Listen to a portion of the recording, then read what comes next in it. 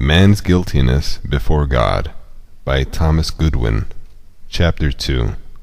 The text explained that all men are in a state of sin, that it is worth our inquiry to know how sin, which thus involves all men in it, came into the world, that sin had its entrance by Adam's first transgression, how Adam, being created holy, was capable of sinning.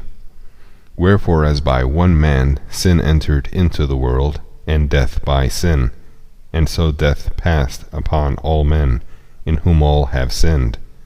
For unto the law sin was in the world, but sin is not imputed when there is no law. Nevertheless death reigned from Adam to Moses, even over them that had not sinned, after the similitude of Adam's transgression, who is the figure of him that was to come. Romans chapter 5 verses 12 through 14.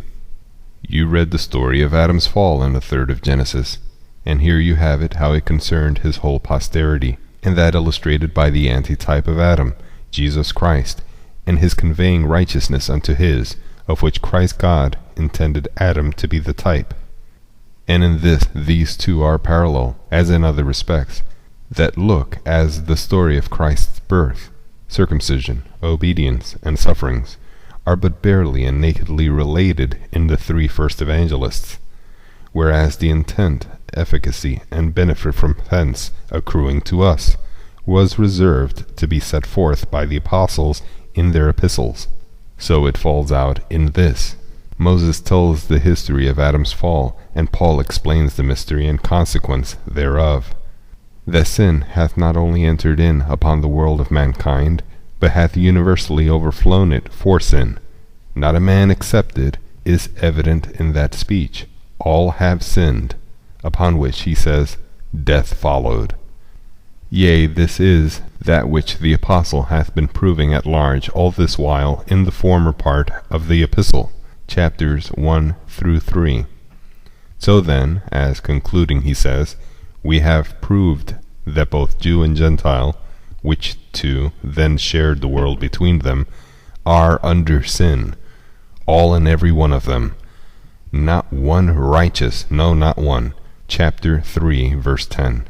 And what need we say any more of it, says he, it being such an irrefragable truth, as every mouth must be stopped, and become, in his own acknowledgment, guilty before God, verse 19. And it might be proved by induction of all men, of all ages, and will be at the latter day, when the story of all the world shall be ripped up. There is no man in whom shineth but the light of nature, that either casts his eye into his own bosom, or looks out upon the sons of men, but must acknowledge as much. Neither is it any new thing lately befallen the world, but it is the ancient brine it hath lain soaked in, steeped in, these 6,000 years almost. The whole world lay in wickedness. In John's time, 1 John, verse 19, there was not by nature any man righteous, no, not one. In David's time, when God looked down from heaven, Psalm chapter 14, verse 2 and 3, the Lord looked down from heaven upon the children of men to see if there were any that did understand and seek God. They were all gone aside, they are altogether become filthy. There is none that doth good, no, not one. Solomon says, Ecclesiastes chapter 7, verse 27 through 29, Behold, this have I found, saith the preacher, counting one by one, to find out the account, which yet my soul seeketh, but I find not. One man among 1,000 have I found, but a woman among all these have I not found. Lo, this only have I found, that God hath made man upright, but they have sought out many inventions. That he viewed men and women one by one, and lo, this I found, says he, that they are all corrupted. And therefore at verse 20 he says, For there is not a just man upon earth, that doth good and sinneth not. So also his speech in his prayer, 2 Chronicles chapter 6, verse 36, If they sin against thee, for there is no man which sinneth not, and thou be angry with them, and deliver them over before their enemies, and they carry them away captives unto a land far off or near. If you think the infant times, called the golden, innocent age of the world, was free, what an account the text gives you. Verse 13, sin was in the world from Adam, the first man, to Moses. Take the account shorter, from Adam to the flood. God, whose all-seeing eye runs through the whole earth, views every man, yea, every thought in man, brings in this bill and account. Having viewed them one by one, Genesis chapter 6, verses 5 and 12, all flesh have corrupted their way upon earth. Yea, and that so as from the first imagination or act the mind puts forth, to the last, all and every figment of the heart is corrupt. To give you one evidence, which the text suggests, of this universal guilt and sinfulness of all men, death reigned from Adam to Moses, or else that which is equivalent to death, a change, as in Enoch. It speaks of a mighty monarch here, death, the most universal and most lasting monarchy that ever was. It reigns, says the text, its scepter hath subdued and brought under all the sons of men. Death hath passed upon all men. Other monarchs never subdued all. Some outlaws and nations were not overcome. Here not a man but falls under it. Other monarchies cease and determine. This hath lasted in all ages, from Adam to Moses, so the text says, and experience shows ever since. Take the experience of the present age. Not a man alive was 70 or 80 years ago. Nay, it comes into your houses, tears your children from your dugs, and kills them before your faces, and you cannot resist it. Millions come into the world, and but salute their friends, and then go weeping out again.